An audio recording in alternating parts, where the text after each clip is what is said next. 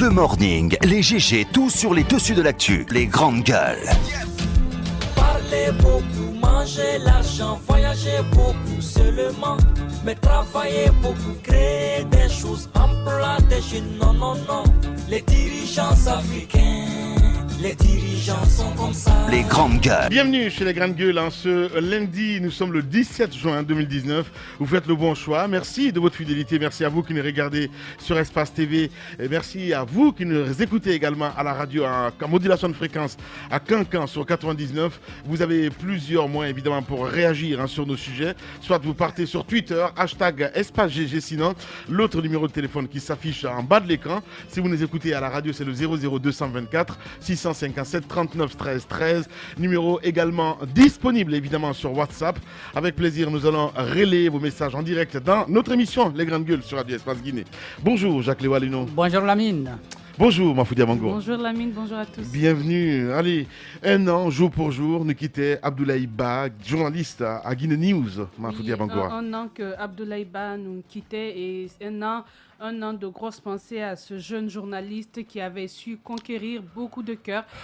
On se rappelle encore de cet accident. Il était dans l'exercice de son travail. Ouais. On connaît l'amour que Abdoulaye Ba avait pour son travail parce qu'après l'accident, beaucoup se posaient la question, mais pourquoi sortir de son lit à 4 h du matin? Ça, c'est sans compter sur la passion qu'on a de son boulot. Ouais. Donc, c'est un jeune qui a trouvé la mort sur le terrain. On se rappelle, c'était pour une couverture lorsque le ministre Naïté, nouvellement venu à la tête du département des TP, initiait des nettoyages un peu des caniveaux à l'intérieur et comme à Conakry.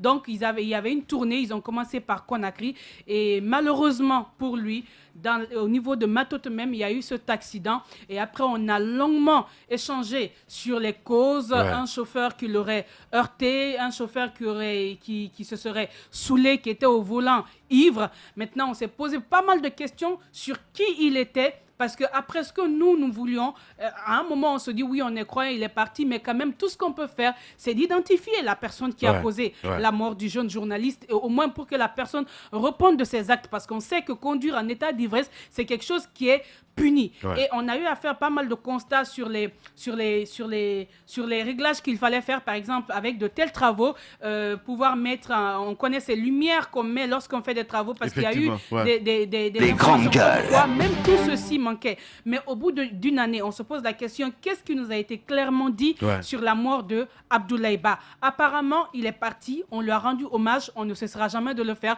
parce qu'il mérite qu'on lui rende hommage. C'est quelqu'un qui était là pour ses confrères et qui aimait son travail. Son boulot. Mais après, qu'est-ce qu'on a retenu de son accident? Est-ce que la personne a été interpellée? Apparemment, non, il n'y a pas eu de suite. Aujourd'hui, on ne sait pas qui est responsable de la mort d'Abdoulaye Ba. Une année que nous commémorons avec ce vide quand même de ne pas savoir qui est à la base de la mort. Parce que s'il y avait au moins eu ça, il y aurait eu quand même un peu de soulagement pour cette famille, pour sa femme qui est là, qui a perdu un homme, mais qui ne sait pas comment, mais qui ne sait pas qui a causé sa mort. Je pense que la justice devait quand même nous permettre d'en savoir davantage, parce qu'il y avait je crois une première personne qui a été identifiée. Ouais. On a dit qu'il aurait pris une voiture d'une autre personne. En tout cas, il y avait le circuit qui était là, qu'il fallait simplement suivre. Et lorsque la personne est identifiée, pouvoir simplement punir la personne à la hauteur de sa vertu. Mais ça n'a pas été fait. Donc, à une année comme ça, je pense que moi, personnellement, c'est un sentiment de déception. Ouais. Parce que je me dis... De frustration. Il y a beaucoup de non-dits. Non, mais je comprends très bien ce que tu veux dire. Parce que je voyais qu'il y avait une voiture qui a été interpellée à un moment donné. On a vu même les photos sur les réseaux sociaux. Exactement, avec une bouteille d'alcool dedans. Mais depuis, qu'est-ce qui a été fait? Pas d'information. On se dit qu'on est maintenant dans un pays où on peut trouver la mort. C'est-à-dire, quand c'est politique, on peut même comprendre les complications. Ouais. Mais en accident, la justice ne peut même pas nous dire qui a tué ce jeune. Ouais. Je pense qu'à un moment, on se retrouve dans un pays où on n'a plus espoir. C'est assez compliqué. Oui, très compliqué. Allez-y, Jacques Lewalino. Vous savez, très souvent, lorsque ces cas arrivent et qui nécessitent, n'est-ce pas, des enquêtes, on aime souvent nous dire qu'il faut donner le temps à la police pour mener à bien son enquête. Mais je pense que ce temps, il a été trop. Ouais. Le temps qu'on a donné à la police pour retrouver l'auteur de cet accident, il est déjà trop. Ouais. Alors, il y a eu des travaux qui ont été menés dès le départ et nous avons même dénoncé la pratique de la police qui a consisté au lendemain même de la mort d'Abdoulaye Ba à arrêter celle qui serait la mère Les grandes gueules. de celui qui conduisait, n'est-ce pas, la voiture. Et la mère, on sait bien naturellement qu'elle ne peut pas être responsable de cet accident. On a la voiture, parce que la voiture n'est pas allée loin, elle a été immobilisée sur place. Effectivement. Donc la voiture a été retrouvée. Le propriétaire de la voiture, je crois, on l'a retrouvé aussi. Il ne reste qu'à mettre la main sur celui qui était au volant. Je pense que si jusqu'ici on n'est pas arrivé à retrouver cette personne, c'est qu'on ne veut pas. On ne veut pas tout simplement la retrouver. Bien. Sinon, la personne là est facile à retrouver. Maintenant, il faut bien dire qu'il y a eu des erreurs de la part de la police et puis la justice également qui garde tout son silence. Nous, de la presse, on va observer ça comme ça. Parce que les commentaires que nous avons pu faire au lendemain de cet accident, on sait bien qu'on a un peu mis en cause le mécanisme qui a été mis en place pour faire cet assainissement la nuit tardive. Il n'y a pas eu assez de mesures de sécurité. Peut-être qu'on peut se dire que ça a changé au fil du temps, qu'on en a pris conscience. Mais cet accident rappelle en tout cas beaucoup de choses. Il y a la mort de Abdoulaye Ba, il y a ceux qui ont été victimes, mais qui des accidentés graves, qui étaient avec lui, qui sont encore là, qui peuvent se rappeler, se souvenir, n'est-ce pas, d'un tel drame. Donc, pour soulager ces personnes qui ont été accidentées, mais qui sont vivants. Abdoulaye Ba n'est plus là. C'est sa famille et nous, ses confrères, qui sommes en train de souffrir à sa place. Mais il y en a qui ont été blessés. Je pense par exemple à notre collègue Abou Koria Kourouma, qui a été sérieusement accidenté. C'est quand même important qu'une telle personne puisse voir celui qui était au volant.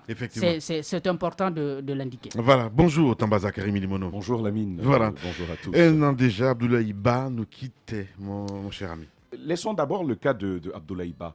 Voyons les nombreux manifestants de l'opposition qui sont tombés ici sous des balles. Jusqu'à ce jour, on est impossible de nous dire qui a tiré sur qui.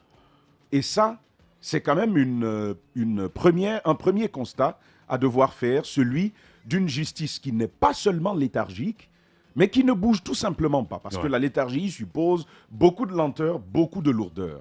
Mais dans ce cas de figure, on a une justice qui ne se bouge pas du tout. Faire la lumière sur ces cas de mort n'est pas une priorité, c'est bien le constat duquel nous pouvons convenir. Au-delà de cela, revenons aux journalistes. Mohamed Koula Diallo, on nous a dit il faut un procès. Ils nous ont sorti ce procès, que je ne vais pas me mettre à commenter dans un sens. La vérité autour de ça, nous la connaissons tous. Nous avons tous notre appréciation de comment tout ceci a été fait. C'est d'ailleurs en raison de ce procès que Tianguel n'est plus en Guinée et qu'aujourd'hui, il recourt à une instance supranationale qui se trouve établie à Abuja. Donc, ce sera un fils du pays, légitimement, qui va aller contre son propre pays. Et on verra tout naturellement que tout est à parier. Il y a fort à parier que Tianguel est gain de cause. Pas que l'on amène l'État guinéen, parce que ce n'est pas l'objectif de ce tribunal-là, pas qu'on ramène l'État guinéen, par exemple, à reprendre la procédure judiciaire en l'espèce, mais l'État guinéen pourrait se voir condamné.